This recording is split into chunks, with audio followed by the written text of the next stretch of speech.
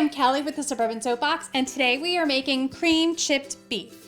You might also know it as SOS or poop on a shingle, but this is one of my family's favorite meals, and it's super simple to make in just under 15 minutes.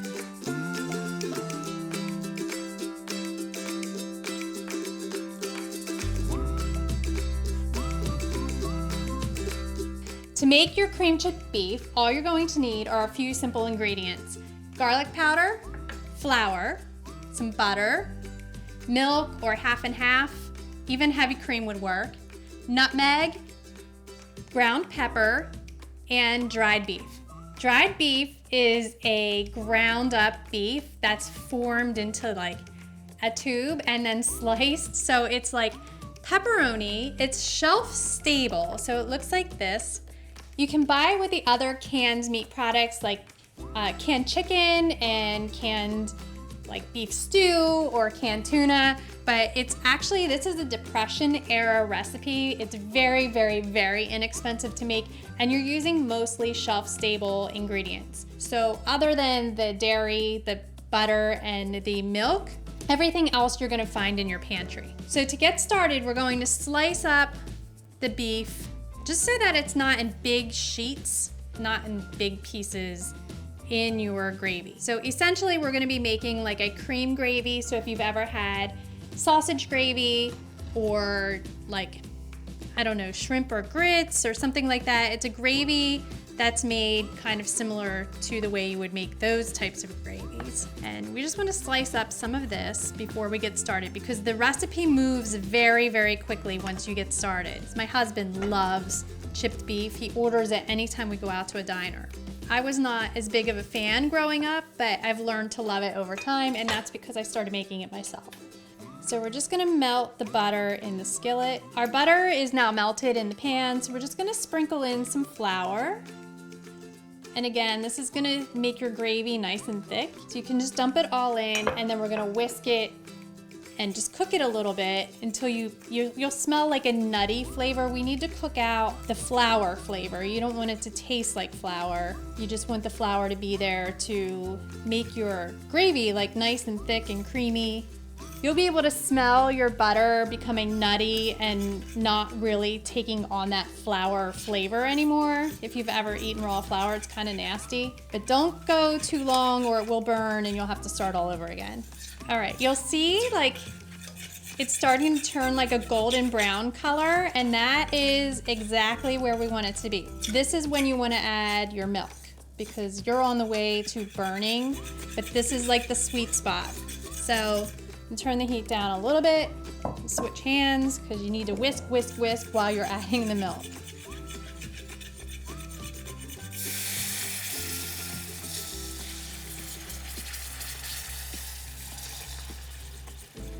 And now you're gonna just keep cooking it until it starts to thicken, and you want that flour to dissolve a little bit so that you don't have big lumps in your gravy.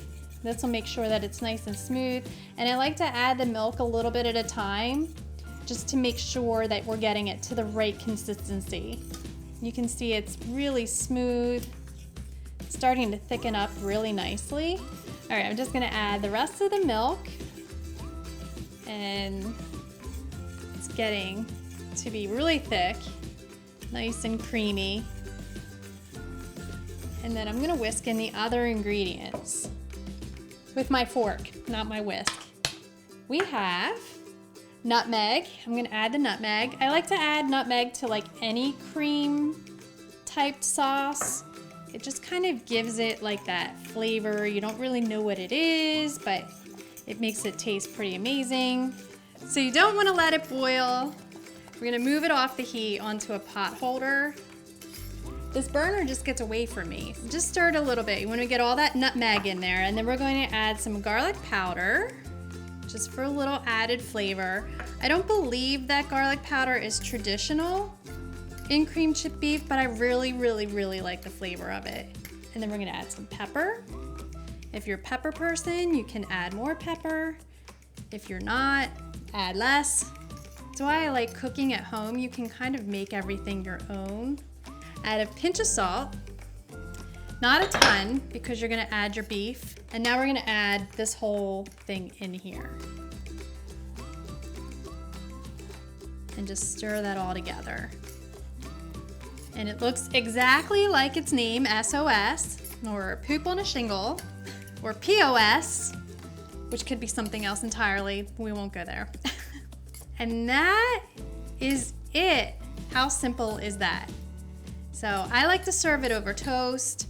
We used to have it over mashed potatoes too. You can put it on rice. You can really put it on just about anything that you want. So I have a piece of garlic toast all toasted up. You can use regular white toast, wheat toast, whatever you want. Be healthy, add some rye, and I'm just going to spoon it over top of the bread. And I like the toast because it soaks up the sauce, but it's still like hearty and crispy, and the crunch is like perfect against the creamy gravy. A whole lot of stuff going on here, even though it's so simple. Just cut off a little bit. My toast.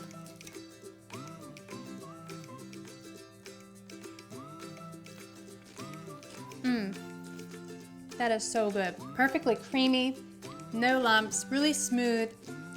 Just a hint of the saltiness from the beef. And you can really taste that garlic powder, so please give that a try if you've never put garlic powder in there. It is so good, and it is classic, easy comfort food. Thank you so much for watching. If you like this video, please be sure to give us a thumbs up and subscribe to our channel. For more easy recipes, visit thesuburbansoapbox.com. Thanks again.